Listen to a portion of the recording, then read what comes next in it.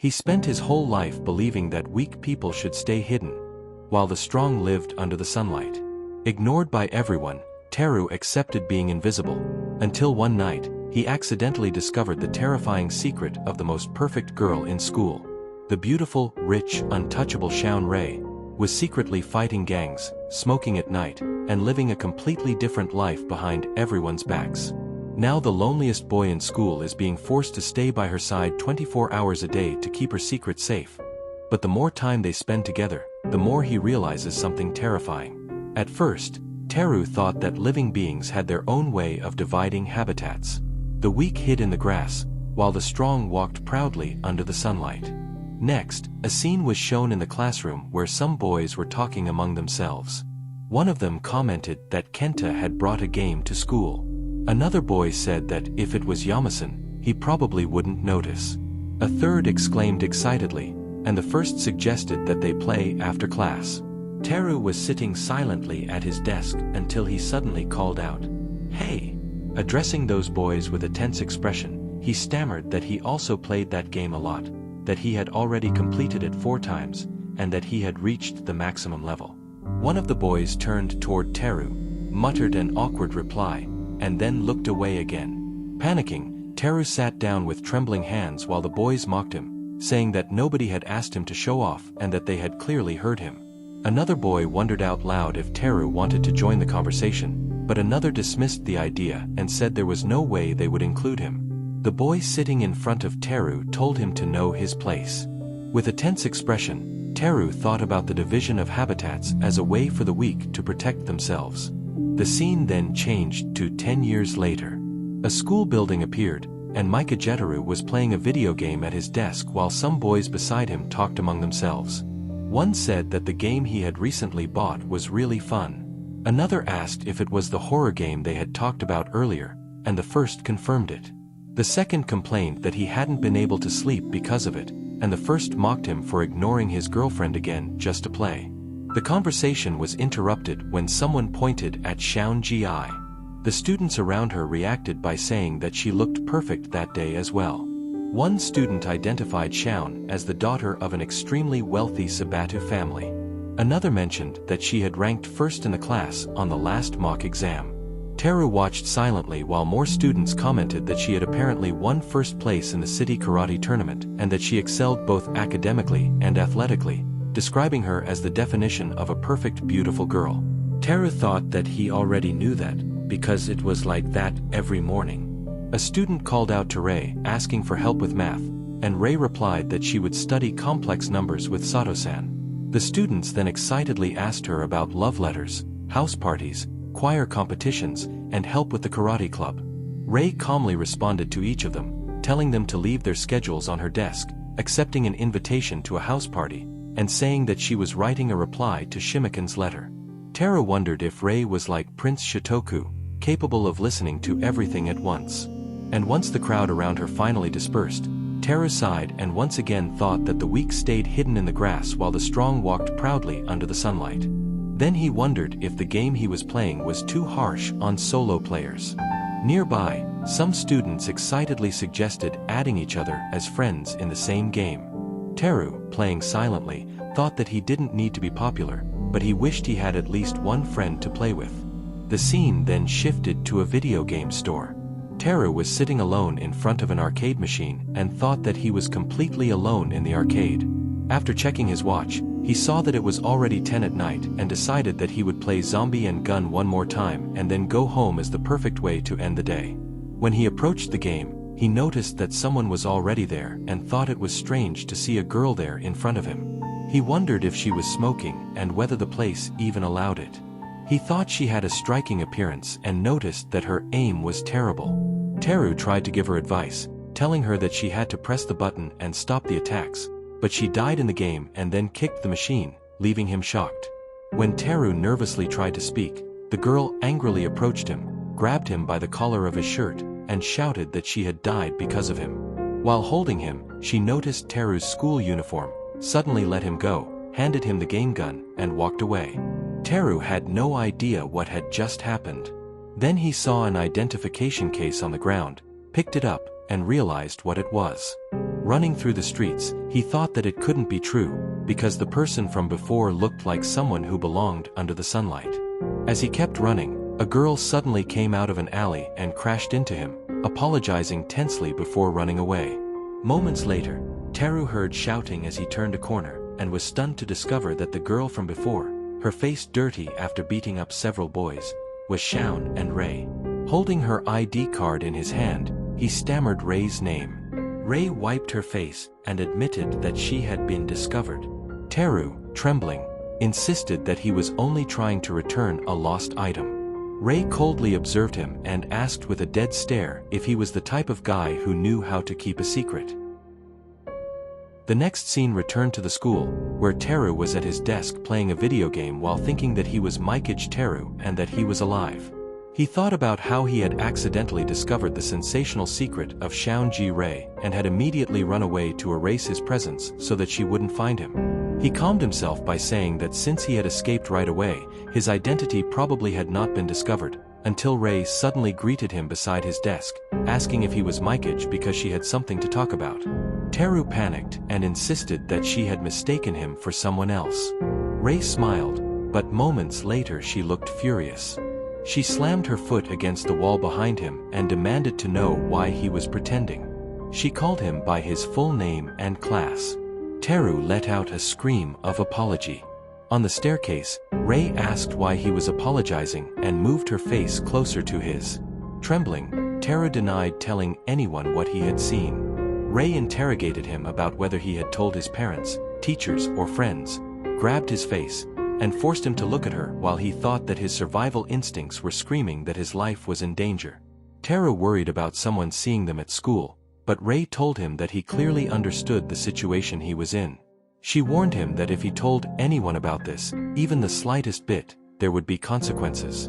Trembling, Teru insisted that in any case, he had no one to tell about it. Rei said she didn't believe him. Desperately, Teru asked what he could do to make her believe him. Rei decided that she would force herself to trust him by keeping watch over him until she could truly believe him, from good morning to good night. Teru realized that this meant surveillance. Rei praised him for catching on quickly and said that trying to run away or hide would be useless.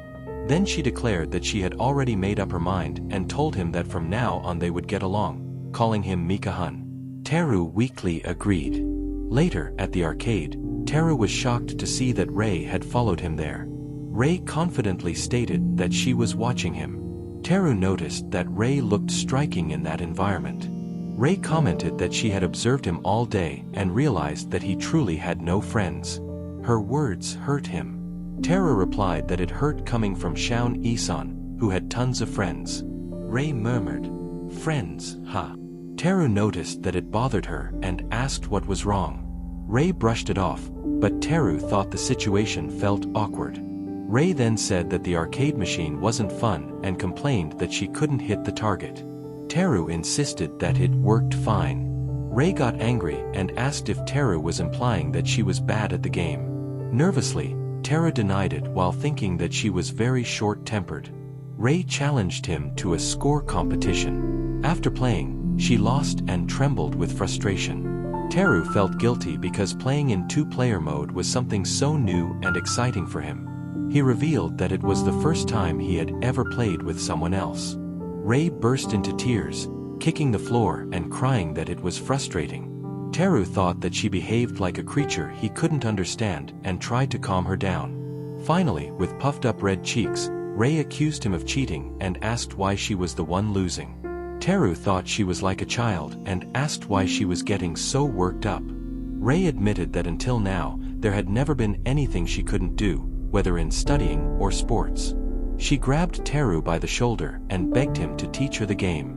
Then she said it was perfect because that way she could also keep watching him to make sure he didn't talk. She declared that they would meet again the following night. Teru thought to himself that she never listened. During the following week, they repeatedly met at the arcade and at school. Teru thought that Rei was like a wild horse. One night, Rei was smoking and asked Teru if he had a problem with it.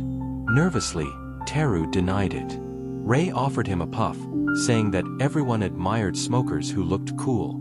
Teru tried to object that smoking at a young age was dangerous, but Rei told him to shut up. Teru finally asked when she had started smoking. Rei looked stunned, then suddenly asked if Mikage liked her. He panicked and asked how she had come to that conclusion. Rei said that she simply thought he was showing interest in people after all. Teru sarcastically replied, wondering if she was a robot. Rei said that she had only been surprised.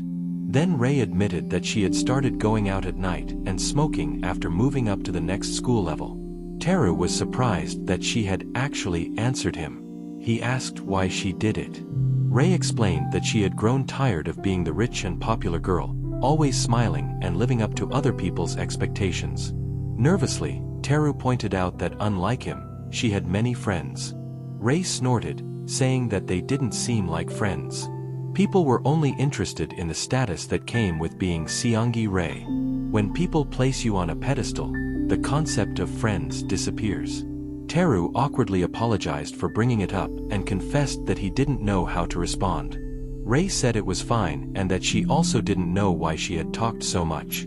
Teru then said that the version of Xiao Nyan he had met at night was nice and that he liked that version of her. Rei immediately pulled out a cigarette, stuck one into Teru's mouth, and mocked him for trying to act cool. Teru panicked, asking if he had said something weird. Rei laughed triumphantly, saying that he was weird. She touched his face and warned him that his bangs might catch fire. Then she lit his cigarette with her own. She mocked him for making a strange face and complained when Teru's cigarette fell, saying it was a waste while he begged her to stop. She added that if he took a puff, his break would be over, which made Teru panic and mutter, "W-sensei," while blushing and covering his face. Then the scene returned to the classroom, where Rei called out, "Mikage-kun," and Teru internally responded with, "Saionji." Rei told him that he had worked hard, and Teru insisted in his mind that this was school. Rei pointed out that there was nobody else around and said that she would go to the arcade first, telling him to hurry up. Rei smiled while saying that she would see him later. Stunned, Teru replied yes and wondered if this was what it felt like to make plans with someone after school. Someone shouted, "Hey!" and Teru asked if they still wanted something. Two girls, Miki and Sato, approached him. Miki asked Mikage-kun if he was free because she needed to talk to him, and Sato repeated that she also needed to talk to him. The three of them moved behind the school building. Teru thought that these people were usually around Xiao Isan and wondered if they were part of her entourage. Teru asked what they wanted from him, explaining that he had plans after this. Sato said she would be straightforward and asked what Teru's relationship with Rei-sama was. Then she introduced herself as Sato from Class A and introduced Miki, saying that they were Rei-sama's friends. Teru was stunned that they called themselves friends. Sato emphasized that they ate together every day, and Miki added that even in physical education they always partnered up. Sato said that Rei-sama was so cute and always modest, while Miki added that Rei never got angry when boys bothered her. Sato said that Rei was always calm, and Miki said that she truly was a mature woman. Teru thought that everything they were saying was wrong. Sato explained that she had heard there was recently a boy hanging around Rei-sama, so she came to check it out, calling him a nobody. Sato explained that Rei-sama was everyone's admiration and that it was natural to protect friends. That was why she was confronting him. Teru thought to himself that this wasn't right either, because Xiao Isan was actually short-tempered, hated losing, was childish, and quick to attack. Teru grabbed his clothes and could barely get out the words, "Manian." Sato stepped closer and said that back in middle school, Teru was always skipped over during attendance, which earned him the nickname, the Heir. She asked if Teru thought he could become someone special with Rei. Sato moved toward him, asking if he had been dreaming that he could become special, and then shouted at him to know his place and his limits. Teru was left shocked as the words, "Know your place," repeated in his mind. Tato and Miki walked away, saying that was all they had to say. Sweating, Teru sat on the ground and thought that what they had said was true. The scene then changed to the arcade, where Rei was sitting and smoking, commenting that she thought Teru wouldn't come. Teru apologized for being late, and Rei smiled and suggested that they practice. They played, and while Rei concentrated, Teru told her that her aim had improved. Rei blushed and thanked him. When her score surpassed his, Rei thought to herself that it really was true. After the game ended and Rei won, she blushed and asked out loud if she had really won. Then she asked Teru if he had let her win on purpose. Teru said no and added that that was just how good Saionji was, that lately he had been thinking it was only a matter of time before he lost because she learned quickly. He said that with this, the objective had been accomplished. Rei blushed and stammered. But Teru continued by saying that there was no longer any need for her to stay with him. Rei was stunned and asked why. Teru grabbed her hand and explained that if someone discovered that someone like him was spending time with Xiaoyan, it would be strange. He said that he assumed Rei had realized there was nobody he could tell about her nighttime outings, that she must have understood that already, and that even if it had been part of her surveillance of him, it must have been unpleasant. Teru added that Xiaoyan was different from him. Teru bowed and apologized for causing her trouble until now. Hurt, Rei said that she understood. When Teru looked at Rei's face, she was crying. Rei said that he was just like everyone else. She wiped away her tears, said goodbye, and ran off. Teru watched her leave and told himself that it was fine, that it was for her sake, and that returning to their respective places was the right thing to do. Then he looked at the arcade machine, inserted a coin, picked up the gun, and shot zombies, but he wondered why it suddenly wasn't fun anymore. He looked at the corner of his eye and thought about Rei's happy expression. Suddenly, he dropped the gun, grabbed his backpack, and ran out while thinking that the two of them really had enjoyed themselves, that deep in his heart he had been holding on to some kind of hope, and that when Rei said, "Next time let's play a different game," he had been afraid of being rejected and lacked the confidence to stand beside her. He thought that Rei was always waiting for him. Then screams echoed out, and the scene revealed blood on the ground. Rei was surrounded by a group of guys. She wiped the blood from her nose and provoked them, saying that they needed an entire crowd just to face a single girl. A man approached and said it was only a greeting, that he had heard Rei's people had already been put in their place before, and that the Yakuza had something called pride. Rei thought about those guys from last time. The man grabbed her by the collar and commented on how pretty her face and body were, suggesting that she could pay the compensation with her body and asking whether she wanted the shop or them, saying that he would let her choose. Rei showed discomfort, and the man threatened that if she couldn't choose, he would destroy her right there. Rei thought to herself, "Here we go again." Wondering what exactly she had been waiting for, she believed that even if she showed her true self, nobody would accept her, see her, or love her. She concluded that she had always been alone. Someone's feet entered the scene. It was Teru, who swung his backpack and struck the man in the head with great force. Teru was drenched in sweat, and Rei was left shocked as the man fell to the ground.